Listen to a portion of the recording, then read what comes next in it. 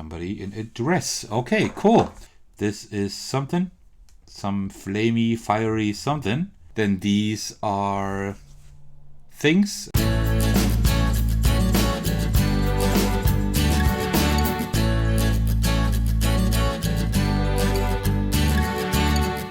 Hey everyone, there's a Tech House, and today I just received 10 epic dungeons, which I backed on Kickstarter a little while ago, and I know that this series is pretty popular, so I thought I would share the unboxing moment with you. As with my other unboxing videos, this will just be a quick and dirty unboxing, so we can take a look at that together.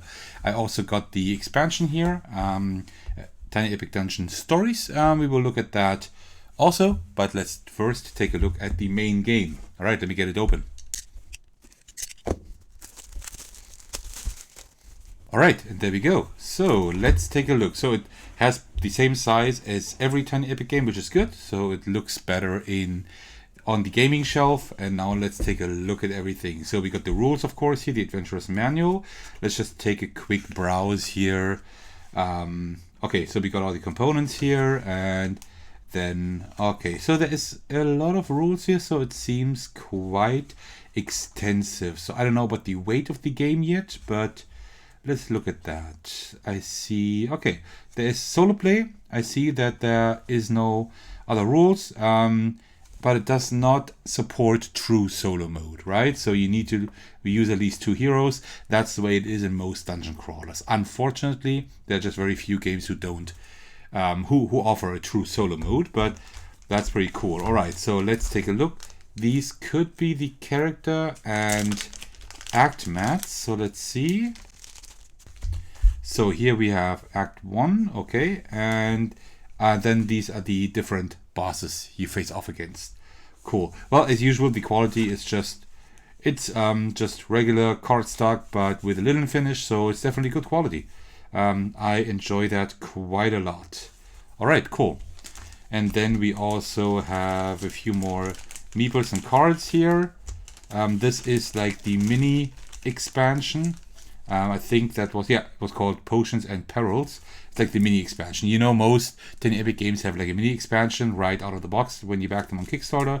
So we have a few items here, Epic Mug of Ale, and also a few meeples. These are the meeples for the bosses, I imagine. All right, very cool. I will leave them in the back for now because we will look at the other components here and they will definitely be similar. All right, so let's start with the cards first, shall we? Alright, so same quality of the cards. I like that quite a lot. So if we look at the back, we see that there are different things here. This seems to be some kind of exit probably. At least looks like with the staircase there. Then these are things. Probably these are like spells, something like that. These seem to be rooms. And what else do we have here? And here we have enemies, and then these are probably items. All right, so let's take a look here. So these are some enemies the way it looks like. So we have some goblins here. They do have different stats, of course, and quite a lot going on here. But okay, I like the illustrations a lot. Then we have the items here. Very cool. So you see they do have some range, and this is probably then close combat and some other stuff here. They just probably give some kind of stat bonus to whatever. I mean, I haven't played the game yet. I know the game as well as you do. Well, maybe you already have the game and have already played it, then you know more than I do. Alright, but pretty cool. I like that a lot. There are enough items for sure, I'd say. That should be enough because I think it's not the longest game, right? Shouldn't be at least. And here we have more enemies, and we do have quite some variety here, right? Like the ooze, and then whatever the troglodyte is. I've never heard of that. Minotaur, ogre, troll. Yeah, pretty much everything that we know from other dungeon crawlers. And here are these rooms, the way it looks like. Okay, cool. And then we have whatever these are probably these spells here. Looks like it at least. Alright, cool. Very nice. I like that stabby goblin. That's pretty funny. Alright, so let me put that aside and then we can continue here. Alright, so let's look at the mats here first. So these should be the player and enemy mats. Let me open those. Alright, so the dragon, the hydra, the goblin king, the pharaoh. Yeah, these definitely are enemies, but these are no regular... these are the bosses, I suppose. I think these are the bosses, and here we have the heroes. So we have the elf sorceress, dwarf cleric, the elf ranger, wood elf rogue, human paladin, and the ancient wizard, and also the dwarf fighter. So this is pretty cool, and this is probably the progression map. I think you only have a specific amount of time until your light goes out, and then you lose. If I remember correctly, that was mentioned in the Kickstarter. So we have quite a lot of heroes here. How many do we have? A lot, right? So that is 2, 4, 6, 7 the way it looks like. Not bad, because you can only play this up to a player count of 4 players, so you definitely do have some variety here. Right, cool, I like that. On the other side, that's the Act 1, that's what we already saw in the expansion there. Alright, that's pretty cool, so there seems to be quite some variety, I like that. Alright, so then let's take a look at the dice. Come on. Come on. I like that this is mostly card based. And we have a few dice. These are really small, but not too small. And okay, I really like those. These are really nice. So they're like, everything is like edged in here. If you can maybe see it on camera, I'm not sure. So it's not a straight edge here, a straight side. And I like that a lot. It makes for a really nice tactile feel, and also the font and everything. I really like that. These are done really well. There's like this marbled look here. These are great. Oh, these look really nice. I really like those. Good job. Wow. I didn't expect them to look this nice, actually. I like them a lot more than all the other dice in the other Tiny Epic games, I think. Alright, cool. I like that. So what else do we have? And then, yeah, we have all the little tokens here. There aren't too many. These are mainly for the enemies and I don't know what else. Oops. So these are for marking, of course, like health, right? Like the hearts here. Then we have some lightning here for energy. All right. I have no idea what these are, but I mean, there are locks on here, so maybe you need to find keys to unlock specific rooms. I have no idea. But these are pretty cool too. Oops. So I like those a lot. But you know what? Let me put everything in here, and then we can kind of go through everything. So then we have like these little icons here.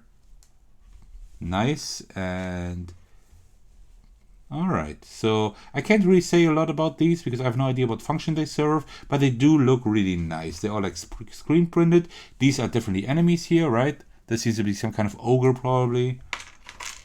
This is also some kind of troll, I suppose. Then we have that spider here. I think it was called Dungeon Crawler. And this is a snake. These could be also the boss meeples, right? I think there was a hydra there. And I have no idea what these are. But these maybe could be like the little goblins. I think we had like 2 different ones. That would make sense. So there's a lot here. There also are some black hearts. I have no idea what these are. But they look exactly the same like the red ones here. And here are a few more enemies. Oh, and there's some kind of troll, goblin. All right, cool. Yeah, I like those little things. And then almost the last thing, at least the last thing for the main game. Then we also have the miniatures, which is like pretty much the main thing of the... So that's the first Tiny Epic game with miniatures, I think, right? Usually it's just meeples. So let's take a look at those. And yeah, if you keep in mind that these are pretty small and the game box is very small, these are pretty cool. Yeah. Of course, they're not as detailed as miniatures in any other miniatures games. For example, I don't know, Cthulhu or Cthulhu Death May Die or Zombicide. Of course, I mean, it's not a miniature game, right? But for such a small game, they're totally functional, totally fine. I like those. I think if you painted them, they would look even better. But I'm not going to do that because I can't do it. Which is sad because I really would like all my miniatures to be painted, but I might ask some friends if they would do that for me. Okay, cool. Yeah, I like that. Pretty cool. This is for 2, 4, 6, 8. There are 8 miniatures, so I guess there were 8 heroes, and I just missed one when I counted before. Alright, so, and that was my unboxing of 10 Epic Dungeons, but don't leave yet, because we still have the expansion here. Dungeons Stories. The unboxing wouldn't be complete without looking at that, right? So let me first open that up. Alright, here we go. Tiny Epic Dungeons Stories. Let's take a look at that. Alright, there was some kind of plane just going by, so I just had to wait a little bit for that to go by. So, the Adventurous Storybook. So, and we have a little prologue here, a little expansion overview. There's still quite a lot in here, although it's just a small expansion. And there we go. Alright. So, this looks a little bit different, it seems like, but we have like all the instructions here. That is quite a lot of instructions for an expansion, I gotta say that. But that's pretty cool, because I think there are also quests now to complete. Not only, like in the main game, you need to get to the boss and defeat the boss, and that's pretty much it. You need to do that at a specific time, if I'm not mistaken. Here you also have quests to complete. So let's take a look here. So we have more enemies. Alright, Mighty Goblin, Spelly Goblin. I like those. I like those names for the goblins. That's pretty funny. We also had the Stabby Goblin, and I don't know what the other one was. Then we have more items. These look really old. These are nice. These are like Egyptian inspired here. Also the Scarab, Fangs of the Viper. Okay, these seem to be sets. That is pretty cool. And it seems like that if you have like more of the set, then something happens. Like you see here, 2, 3, and 4. I guess that's bonuses when you have like 2, 3, or 4 of these set. This is cool. That is something that I always loved in Diablo. Having sets. That is great. Dungeon map, bedrolls. Of course, you can't have a fantasy adventure without bedrolls. In my indie pen and paper adventure that I wrote, that I'm currently running for Savage Worlds, of course, we have bedrolls there too. Everett Torch, Ceremonial Spear, Fire Elemental Golem. These are more enemies, and then we have some more rooms, it looks like. Okay. Sacrifice. Oh, and these are probably the quests. How many do we have? 1, 2, 3, 4, 5, 6, 7, 8. I don't know how many quests you do in one adventure, but if you only have like one quest or something, then you do have some replay value here. That would be great. Alright, then we have more mats. These should be new adventurers, I think. So let's see, the Tinker. These are bosses. These are new bosses, and these are the new heroes.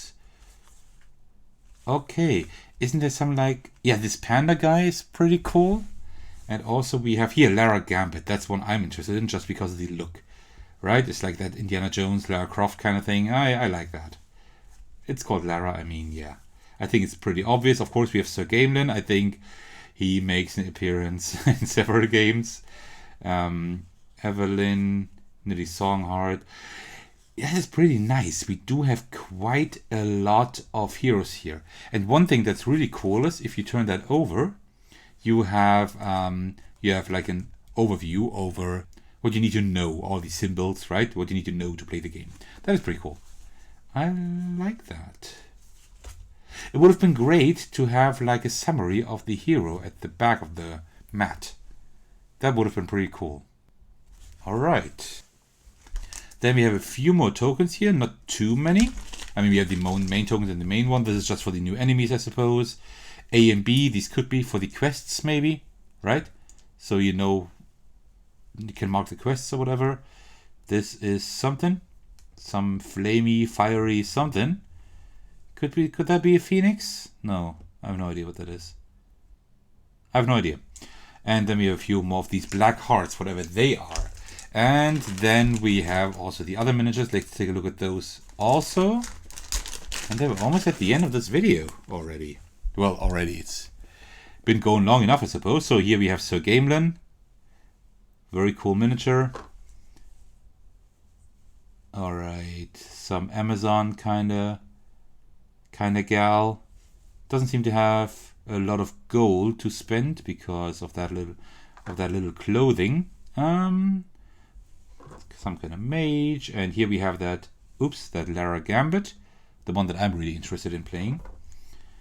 And alright, more mages. Here's the panda guy.